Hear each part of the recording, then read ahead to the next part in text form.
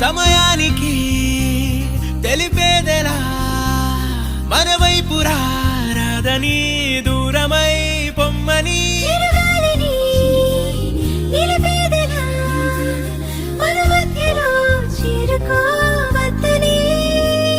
పరిచయం అయినది మరో సుందర ప్రపంచం నువ్వుగా మధువనం అయినది మనసే చలి చైత్ర